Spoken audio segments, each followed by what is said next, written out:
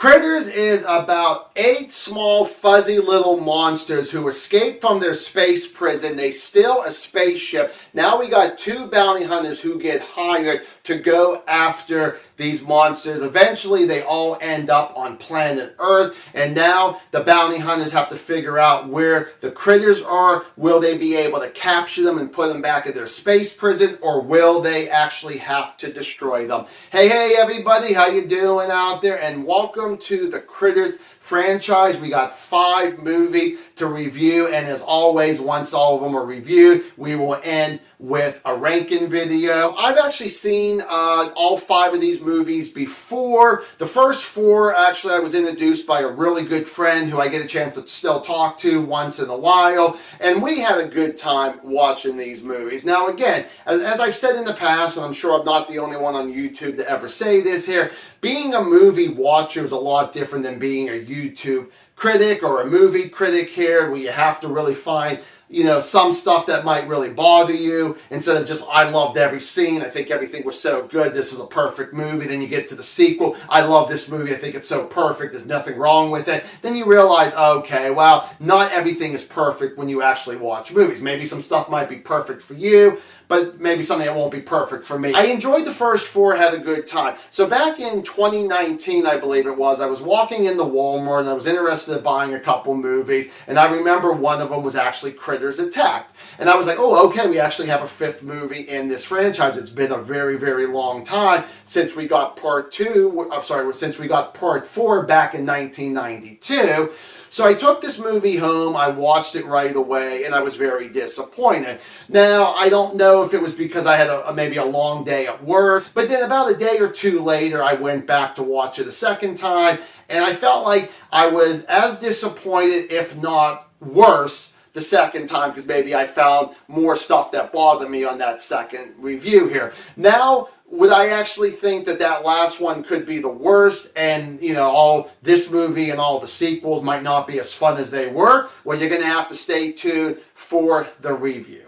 And the first I want to talk about is the first 3 to 5 minutes of this movie gets to the point. There's no mystery going on. There's nothing that, you know, oh my God, we're not going to know exactly what happened at this beginning until about halfway through the movie. We get right into it about these critters are ending up in prison, so we know that these little fuzzball monsters are actually evil. Somehow they escape. You get these bounty hunters, you get someone who hires the bounty hunters to explain something real quick, and we get right to the point, and boom, we're going to get to the rest of the story there. So good job on the 2 writers, and I believe one of the writers was also the director, so kudos on that there. I do actually really think that this is pretty awesome, where you don't just get the normal alien coming to Earth, and then you got to try to figure out who's going to save us. The U.S. Army? Is it going to be this one man or one woman who's going to, you know, take these aliens out while most of them are actually going to die, all the Earthlings and all that. I like this where it's these alien bounty hunters versus alien critters, and we're pretty much like in the movie, and even us watching this movie, we feel like they were just spectators. Aliens versus aliens, who's going to win? I really did thought that was really, really cool there. You know, it's not just the whole, oh, humans are going to die. We actually get someone out of this world who's trying to sort of protect us, but they're more just trying to go after those critters there. So it's kind of a mixture of both, at least how I look at it. When it comes to the bounty hunters, I do like them. I do like one more than the other. And the thing is that they actually show them with human bodies, but when it comes to the head in their face, they don't have a face. What they have for a head is like a glowing green ball, which is really cool. And what I like about that, that's very unique, that again, I don't think I've ever seen other movies do something like this. I really kind of like whenever they go onto their spaceship and they know what planet that they're going to go to, with, of course, this going to be Earth, which usually that's what it is. They actually have like these special goggles that explain to them, hey, this is what Earth's about, and what the humans have done and evolved from the old days to what we got now, which would have been back when this movie came out to 1986. So the thing is that you get one of them who changes into a rock star named Johnny Still. And he's the one I really do like more than the other, which we'll talk about the other later on. but I really do like him, even though that neither one of them have much personality. At least Johnny Steele, I kind of liked a little bit of charm, and sort of lovable with this character, even though he just kind of more gives you looks. And when he does talk, it's mostly, where are the krites, where are the critters? And they both pretty much say that there, and that's mostly what their lines are. So I thought that was very unique. I do like that transformation from being, with the glowing green head to becoming the human being that one becomes, and the other one later on actually changes. And when it comes to the rest of the cast, I think it's really, really good. I think everybody's acting does a really good job. The main focus is the family I want to talk about, where you got the wife, played by Dee Wallace, who is such a good actress. She has great chemistry with her husband. Her husband's like kind of this cool, calm, and collect character, which is really cool, even with the bad situation. So I always like characters like that. You got the siblings, the brother and sister, and I think out of the entire family, I like the scenes with the brother and sister there, especially whenever, sometimes that they may hate each other, and they do a good job with that, but at the same time, that they love each other. Like if one of them's in danger, the other one will actually try to come running and see what they can actually do. They're all convincible, they're all believable. It makes it feel like it's not just actors being in a family. They do feel like that they're actually a real family.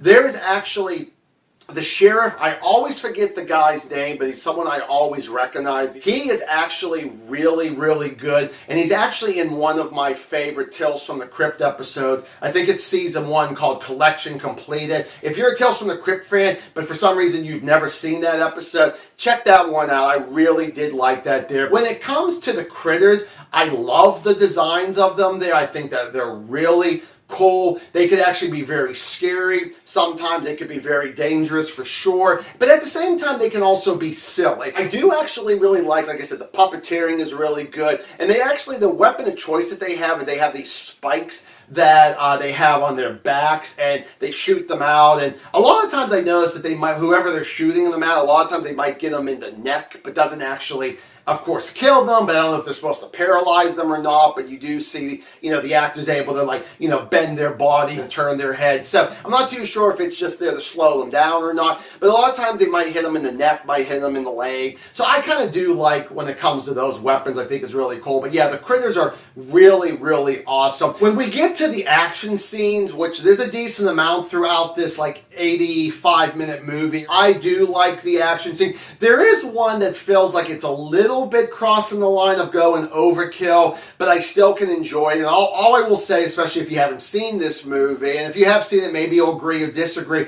is that there's a little bit of a shootout in a church, and that's all I'm going to really say. And then the final, kind of a big bundle here is I love this story. It's a plain and simple story here. You get these aliens, at this small little town here. I think is actually really, really cool there. And, these small town people are going to pretty much be as brave as they can and take out these aliens along with the bounty hunters if they're able to. So I do like how easy that this is such a digestible movie to actually enjoy here. I like the script, definitely the dialogue. I think everything that came out with humor, I think I laughed every single time. When it comes to the narrative, like I mentioned, with the action scenes is really cool, and certain other things that actually goes down, I really do like that there. This was directed very, very well. I thought this was a really great pacing movie. You get in, you get to the story, you get to the action, and all of a sudden the movie's already done, and I love that. And moving on to the dislikes. Now, most of these are going to actually about characters here. Now, the first one is actually Billy Zane. He has a small part in this, and I completely forgot that he was actually in this movie. He doesn't have a whole lot to do, not caring much about his acting, not really caring much about his dialogue there. And even when he actually is one of the people who actually gets it, this is my reaction to it when I was actually watching it.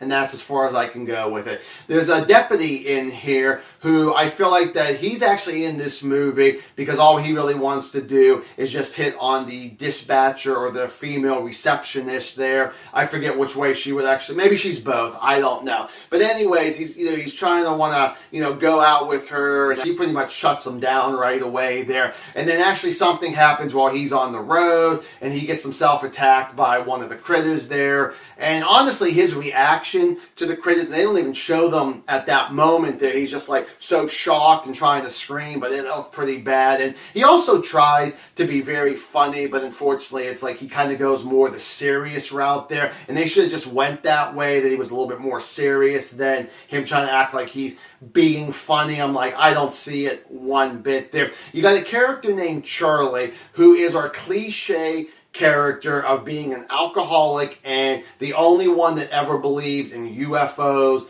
and aliens in this small little town here. And most of the time in movies, when you have that character, it turns out that they're pretty much correct. They may be an alcoholic, but also aliens might be coming down to Earth to possibly destroy us, enslave us, that kind of thing there. I used to like this character, but I guess on this recent watch here, like I said, very cliche, and I'm just not really that interested in this, in unfortunately this kind of character anymore. And then the final character I would like to talk about here is that between the two bounty hunters, we have the second one, who, as I mentioned in the likes, that they start off with these green faces, and he has trouble actually picking a face before him and the other bounty hunter end up finally making it to Earth there. And I know the first guy's like, well, hurry up, try to pick someone here. Well, eventually he does once they actually land on Earth there. And at first I was fine with the way he looked, but my big problem with this particular bounty hunter was, other than I didn't like his acting, is that he changed faces about 3 or 4 times through this movie. At first it was actually okay. He could have stuck with the first face, maybe even a second face, and then they had to do it again and again. And unfortunately it just got a little annoying for me. It was almost like, just pick, you know, one face and leave it at that, and going after those other aliens there. I was just like, yeah, okay, I just forget it. I mean, that's how you wanted to write it in the script, and you went that way, and I just didn't really, like, you know, there's another on that one there. And then the final dislike is the kills in here are very weak. There's not a whole lot of people that actually do get it in this film here. But even if you're going after and killing the critters, I'm like, okay, they're puppets. You could put fake, a lot of fake blood in their bodies, and you could, shoot them with a shotgun. You could hit them with a hammer or with a bat and all that there. And I'm just like, Again, I know I'm kind of going a lot in this particular one on the dislikes here, but unfortunately, that's kind of really how I felt by a decent amount of watching this movie here. As much as I enjoy this movie, there was a lot of going on there. Now, Critters, I'm going to go 3 out of 4 stars. Have you seen this movie? Do you like it? Do you not actually like it? Give me a comment down below. We shall discuss it. So thank you guys so much for watching another movie review, and I will see you guys in the next one. Bye.